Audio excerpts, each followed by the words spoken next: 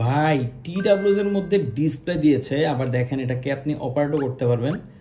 কতগুলো মেনু আছে, মানে এক কথা অসাধারণ। গেমসও খেলতে পারবেন, এ চাইলে এটাতে গেমসও আপনারা প্লে করতে পারবেন, মানে এত জোস কি বলবো, মানে এটা জাস্ট অসাধারণ। আবার এটা কিন্তু দেখতে একদম অ্যাপেল এয়ারপডস প্রো এর মতো।